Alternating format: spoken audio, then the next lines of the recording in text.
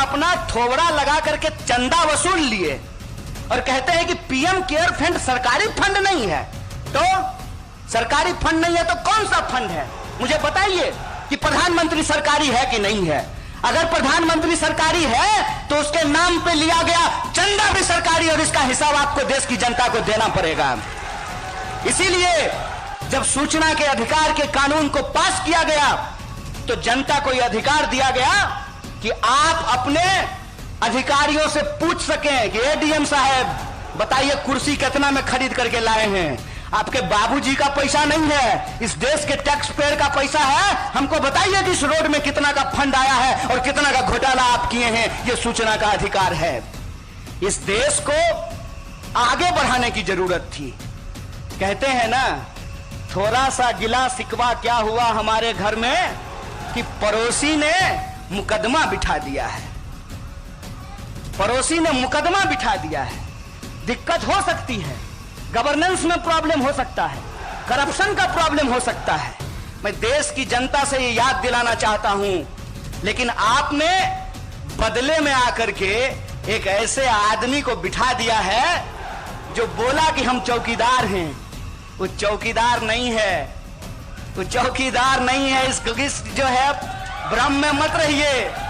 और मैं एक सवाल पूछता हूं कि अगर वो कहते हैं कि वो चौकीदार हैं तो चौकीदार को इस देश की संपत्ति अपने दोस्तों को किराया पर देने का अधिकार है?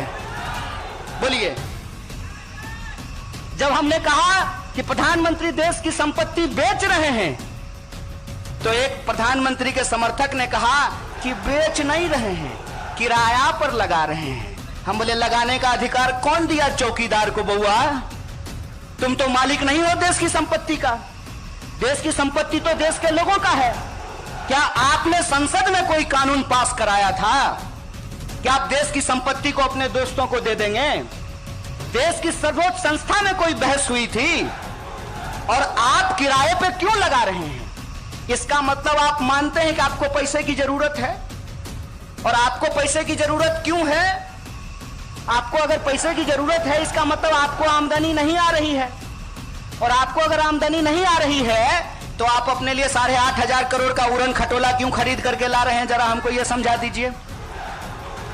आपको आर्थिक तंगी होगी, आपके पिताजी बीमार होंगे, आप उनको अस्पताल में भर्ती कराएंगे, अस्पताल का फीस देने के लिए आप अपनी जमीन बेचेंगे तो बात समझ में आती है। लेकिन आपके पिताजी बीमार हो, अस्पताल में भर्ती हो और आप जमीन गिरवी रख करके अपने लिए बुलेट खरीद लें तो इसको तो जो होशियारी नहीं कहते हैं, इसको तो बेईमानी कहते हैं, इसको तो अय्यासी कहते हैं। कोई मुझे बताए, जब देश इस तरह की आर्थिक मंदी से गुजर रहा है तो 20,000 करोड़ का प्रधान सेवक का महल बनाना जरूरी है। वो 20,000 करोड़ अगर न्याय योजना के तहत, कांग्रेस पार्टी का घोषणा पत्र उठा करके देख लीजिएगा, वो 20,000 करोड़ अगर न्याय योजना के तहत इस देश के बेरोजगार नौजवानों को देना पड़ता तो मूर्खता की तरह यह नहीं करना पड़ता, नहीं कहना पड़ता कि पीएचडी करके पकौड़ा तलिए। अगर वो 20,000 करोड़ इस देश के लोगों को मिलेगा तो उनकी खरीदने की क्षमता बढ़ेगी।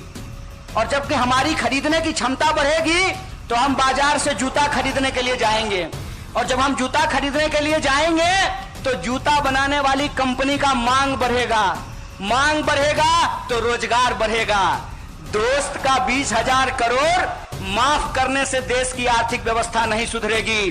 दोस्त के खजाने से 20,000 करोड़ लीजिए और देश की आम जनता में उसको न्याय योजना के तहत बांटिए, तब देश की अर्थव्यवस्था बचेगी। यह बात हम लोगों को समझना होगा। बेईमानी गुरु, बेईमानी।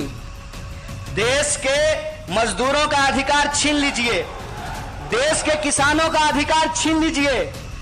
फसल बेचने के नाम पर देश की कृषि आप अपने दोस्तों को हवाले कर देना चाहते हैं। डिस्ट्रेस सेल मतलब परफॉर्मेंस नहीं कर रहा है सरकारी कंपनी, इसलिए सरकारी कंपनी को बेच देना चाहिए। तो सरकारी प्रधानमंत्री भी परफॉर्म नहीं कर रहा है, उसको भी किराए पे लगा देना चाहिए। बताइए हमको,